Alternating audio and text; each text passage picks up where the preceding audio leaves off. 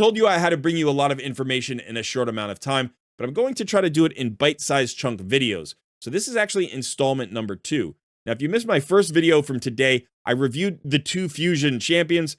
The legendary is the Mad Hatter. That's the main target, but there's also an excellent fusion epic. And then I laid out my no-fail fusion plan. So if you are interested in learning more about either of these champions or in improving your chances of success at completing this fusion, then you should go check out video number 1. Now, this video is going to focus on the 4 other legendaries that have been introduced to the game as part of the Alice's Adventure event. That includes Alice, who is the new legendary login reward champion we're all going to be getting 5 days from now. So, installment number 2, but we've got more to come after this, so we're going to try to keep it short and sweet. I am Colred. This is Colred Plays Raid Shadow Legends. Let's get started.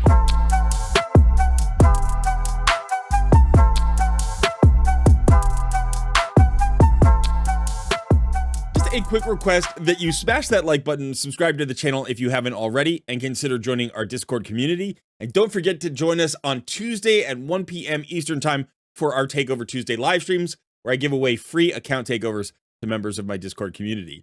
Thanks so much. Now let's get back to the video. Let's start with the Alice Chase, and then we'll talk about Alice the Champion. Now, we have seen chase events of this type before, most recently, I believe, with Skeletor. Before that was probably Loki from the Asgard Divide event. And then maybe the first chase of this type was for Adeline. Let me know in the comments below if I've missed any of these types of chases. Now, it's broken up into 2 phases. Phase 1 is just a log-in phase. You log in for 7 days, and on day 7, you are going to get your legendary champion. You log in for another 7 days, and on day 14, you get her 2-star soul. Then you move into phase 2, where you actually have to play the game to get points, but it's really easy. You basically do these activities, you get flag points. I think you can get 150 flag points per day. So in additional 7 days, so 21 days total, you will get Alice's 5-star soul. I really like the format of this kind of chase rather than the old format they used for login reward champions, because it gives you a lot of different rewards that can be valuable for established players and new players alike. If you are a new player, I'm not sure if you're seeing this exact same gear. You might be seeing lifesteal gear or perception gear or something. But if you're seeing Savage gear, congratulations, because that's fantastic. But on day 7, you're going to be able to gear out your Alice as soon as you get her. And then by the time you're done with the 5-star soul, you also have all of the accessories you need to put on her. So it's going to be really easy to gear out your Alice. And as a result, she's going to be incredibly useful for a new account. If you're a more established player, you can just take that gear and do whatever you want with it. Build Alice however you feel. But this is a pretty good setup for everybody involved. Now let's go take a look at Alice so you can see exactly how you might use her in game. Here she is, Alice the Wanderer. As you can see, a legendary attack champion from the Sacred Order faction. If we take a look at her stats, I gotta say they're a bit underwhelming. Her HP is pedestrian. Attack is very low, lower than I expected. We have epic champions who have higher attack stats than this. Defense is probably the only number that's decent, so she's going to be a little bit tanky, although HP is generally the better tank stat. Speed is average at 99. She's got a little bit of resistance and accuracy and the higher crit damage. But so far, I'm not impressed with her stats. She may be tricky to build. We'll have to see what her damage multipliers are, because the attack stat's not the only thing that matters. But looking at her kit, we have an A1 called Vorpal Sword that attacks one enemy 2 times. But it can place an extra hit if the target has any active skills on cooldown. So it could be up to a 3-hitter, and each hit has a 100% chance when booked of decreasing the duration of a random buff on the target by 1 turn. So most buffs go up for 2 turns. So if you only have 1 buff on the target, this has a pretty good chance of just removing that buff, and that's not a bad A1. It's not overwhelmingly strong. It's a decent A1. If it hits really hard, that would be nice. But I'm not sure that it's going to hit hard based on her damage numbers. Now remember that it does take accuracy to decrease the duration of random buffs. So if you don't build her with accuracy, you're not going to get that ability. Now the A2 is on a 3-turn cooldown when booked. It is an AoE, and then it has a 100% chance of increasing the cooldown of all enemy skills by 2 turns. When I first saw this, I was like, great, I'm finally going to get a lockout champion. And then I realized everybody is getting a free lockout champion. This ability should go through Stone Skin unless it's coded differently than other skills of this type. but it should go through Stone Skin. So all of a sudden, everybody's got this champion. Every new player has this champion. The arena meta is about to shift, right? At least low-level arena, and it's going to be kind of nightmarish. Maybe it'll be cool. I don't know. I don't know, but this is an interesting ability to just give everybody for free. It also has a 100% chance of decreasing each target's turn meter by 15% or 30% if one of the target's skills has its cooldown increased to the max. Again, a skill that takes accuracy. So it feels like Alice is a utility attack-based champion. There are not a ton of them in the game, but I don't know that she's going to hit that hard. She might hit decently hard, especially for early game accounts. And you're going to have that Savage here, but you're probably going to want to mix that with Perception or maybe Pinpoint from the event dungeon to make sure you're getting the most value out of her kit. If we look at the A3, this attacks one enemy, called Queenslayer, by the way, attacks one enemy, will ignore 20% of the target's defense. That makes me think this is going to be the hard-hitting nuke, not the A2. If the initial target is killed, also attacks the enemy with the lowest HP and will ignore 20% of that target's defense as well. So she can attack one target, kill it, and then get a second attack and potentially kill that target as well. This, I expect to be the hardest hitting nuke by a ways, especially with the ignored defense there. That's why that Savage gear is so good, because now you're ignoring 45% of each target's defense. This also synergizes really well with the passive. Whenever this champion attacks, inflicts 3% bonus damage to each target for each turn remaining on all of their skills cooldowns. So the more cooldowns the target has, the harder you hit them. But the active effect is the one that I'm actually more concerned with. Resets the cooldown of one of this champion's skills each time they kill an enemy. This is on a 3-turn cooldown, okay? But potentially, if you go right into the A3, you can kill a target, move over and kill another target, reset the cooldown of this skill, and then potentially come right back and do this again. This might make her a target for Relentless set, or maybe more likely a Merciless set that can actually also give you an extra turn, plus cooldown reduction and all the other great things that the Merciless set gets you. So I think she's potentially scary, specifically in Arena. This A3 would be interesting in some boss fights where there are just a couple of minions for the boss. So for instance, Ice Golem, she could like nuke one of the Ice Golem minions down and then go right to the next one. And then when they respawn, she could do it again because she's got that passive. Or maybe against like the Eternal Dragon, right? On floor 120, you're killing the Eternal Dragon's minions fast, which is one of the ways that you can make that fight a little bit easier. So she could have some PvE value, but it looks like primarily a PvP champion, and I'm sure we're going to see her all over Arena in the coming month. Moving on, we have the Cheshire Cat, who surprisingly is in the Demon Spawn faction.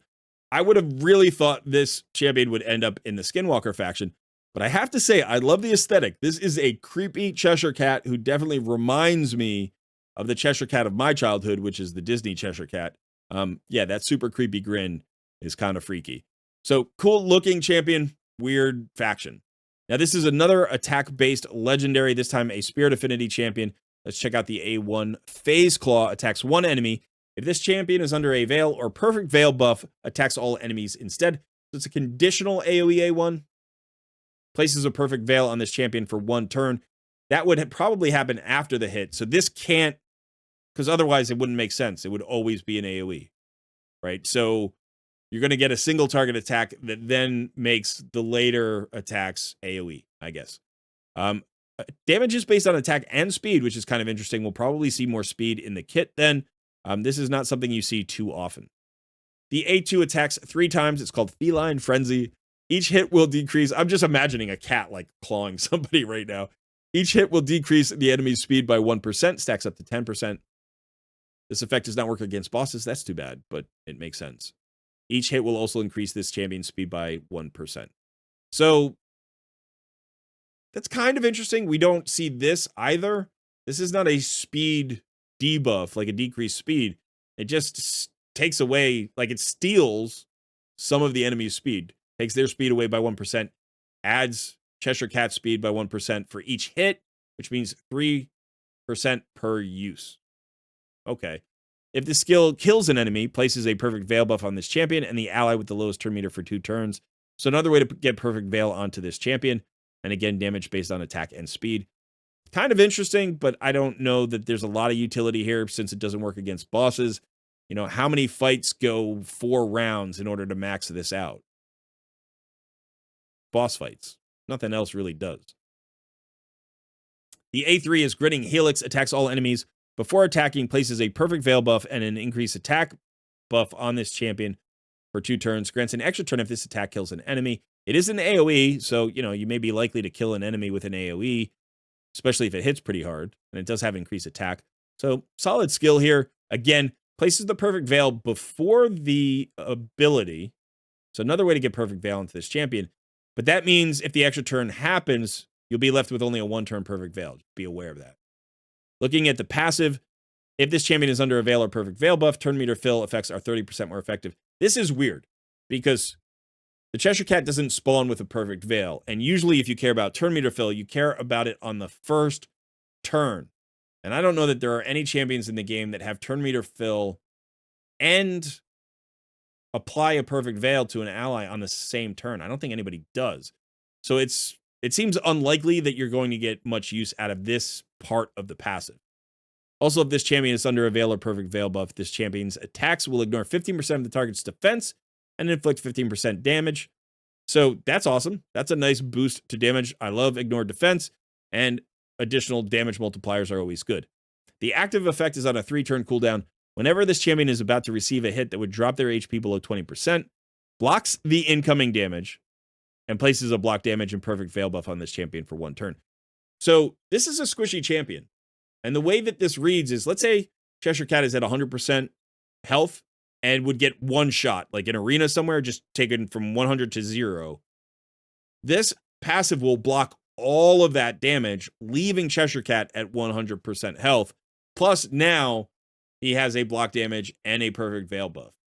So this guy's going to be tricky to kill. Right? This is going to be annoying. This is on a 3-turn cooldown. This can fire multiple times in a fight.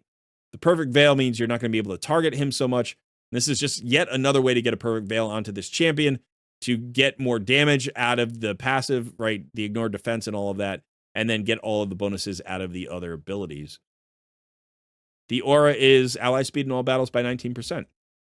So pretty good synergy within the kit. We'll have to see how effective it is when it's actually put into use. I could see it primarily used in PvP, but there are some wave-based PvE areas where it may be useful. Maybe even Hydra. This could be a decent Hydra damage dealer if you don't have another option.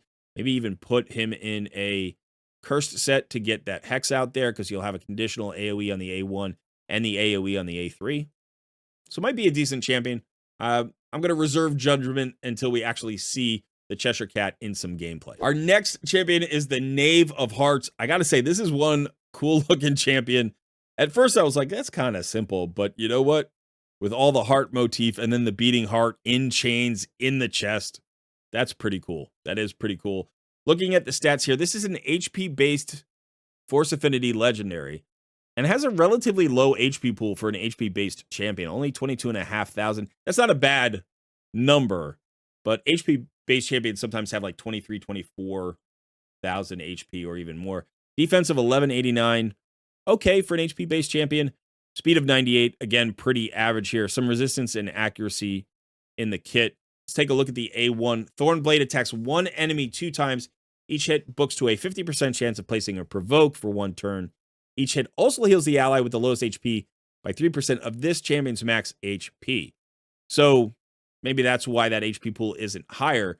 But so you've got a provoke and some heals on a double hitter. That's it. I actually like that A1. That may be the best A1 so far out of the 3 champions we've seen. Now let's look at the A2. Gallant Knave attacks all enemies. This books down to a 3-turn cooldown. Has a 100% chance of stealing 2 random buffs from each target. Steals 2 random buffs from all targets. That's pretty cool. That's a good ability. It's not a full buff strip, but that's still pretty solid. Places a continuous heal buff on all allies except this champion for 2 turns. Also places Unkillable and Taunt on this champion for 2 turns. This is a straight up tank. I like this so far, right? We've got an A1 that has provokes and heals for your allies.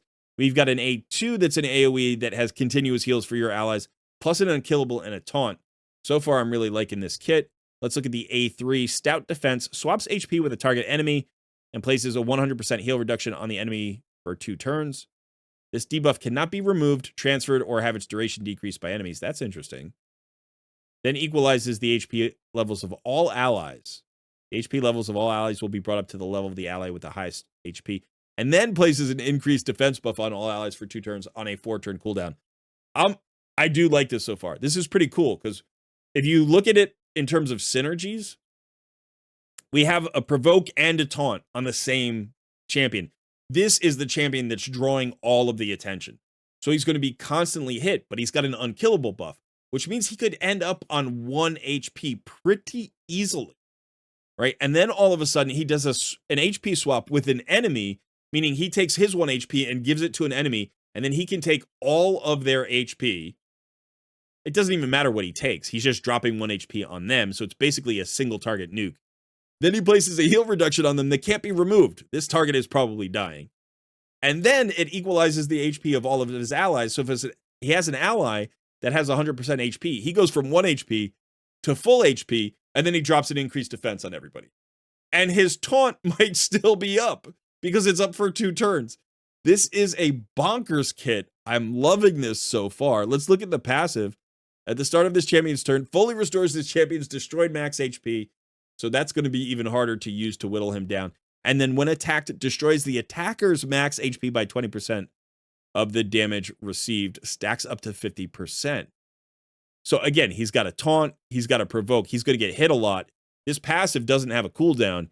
He's just constantly going to be destroying his attacker's max HP. Aura ally HP, of course, in all battles of 30%. This is potentially a god tier tank, I think. Like, this might be the new UDK, which I hesitate to say because I kind of hate UDK. But yeah, this is a bonkers kit. You know how I love tanks. This is the first champion I'm really excited about. The other 2 are attack based. This is a cool kit. Going to be usable in PvP for sure. Going to be usable in PvE. Might also be a great Hydra champion. You've got that provoke on the A1, so it's going to be a backup provoke. Plus taunt. We know that taunt works differently than it used to in Hydra, but it still does work. With the unkillable and the taunt on this champion, you could make him the mischief tank. But the enemy swap HP isn't going to work. But the HP equalizing will still work. Plus the increased defense. Knave of Hearts is cool. Looks cool. Cool kit. All right, let's move on to the last champion. The final Alice event champion is the Queen of Hearts. She's the big bad in the new event dungeon. As you can see, she is a Void Legendary support here in the Knights Revenant faction. Looking at her stats, still not phenomenal stats here. Only 18,000 or so HP, 1,200 defense. She does have better speed at 110, and she's got a decent attack number for a support champion. Usually support champions have like 900 attack or something.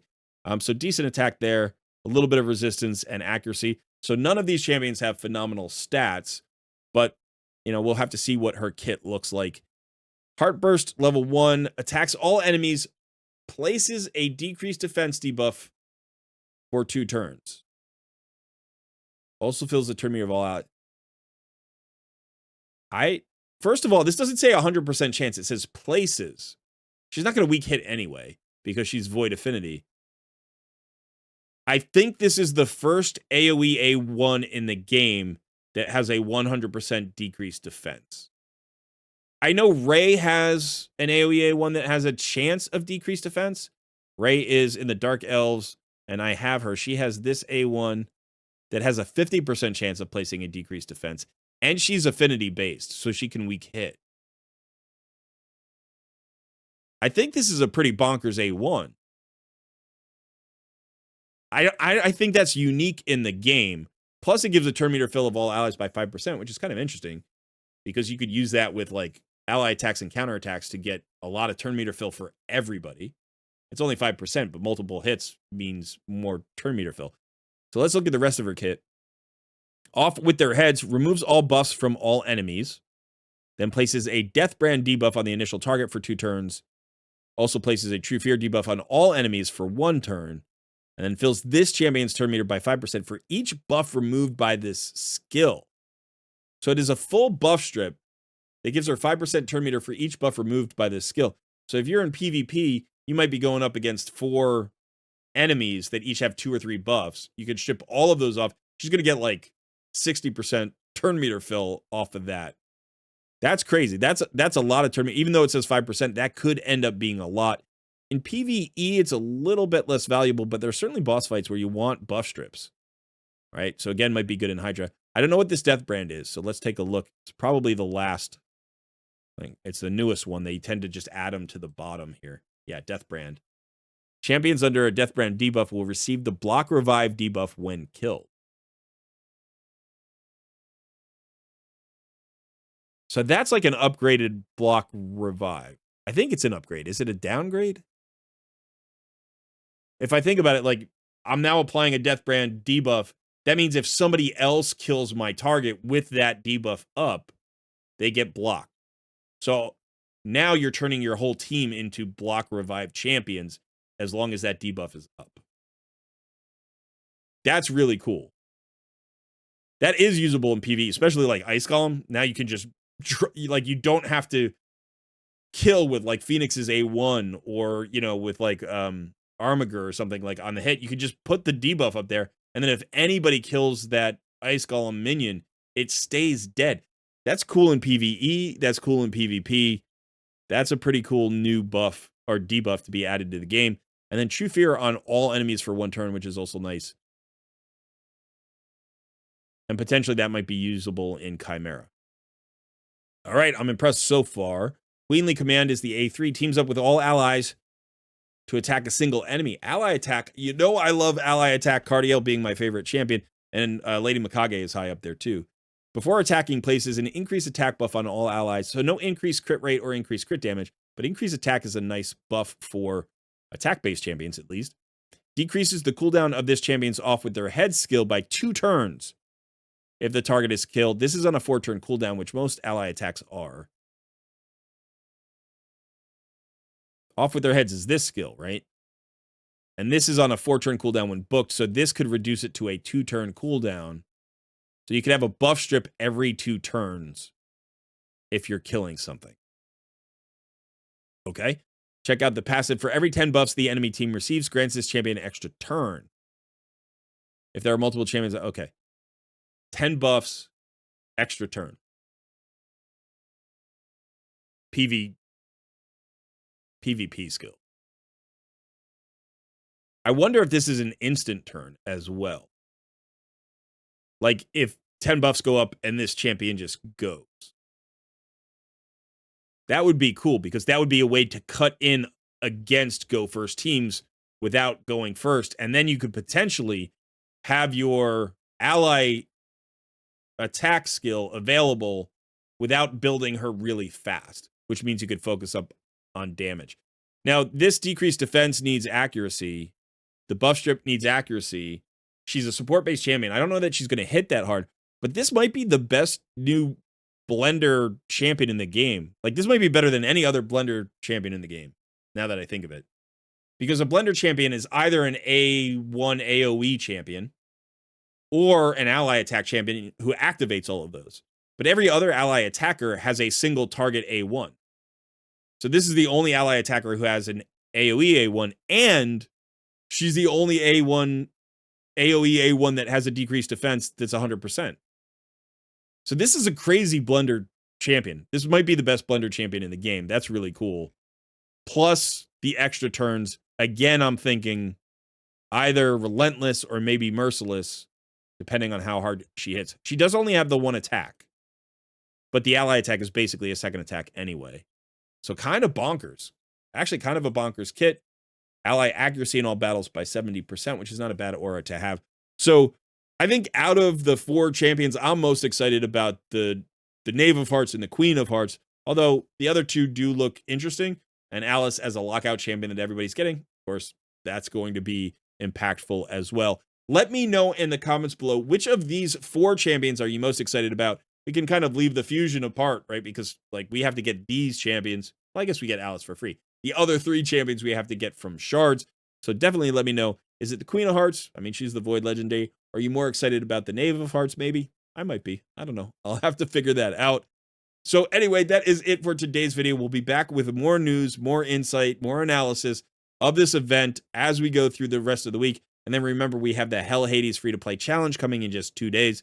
We're going to have to take that on as well.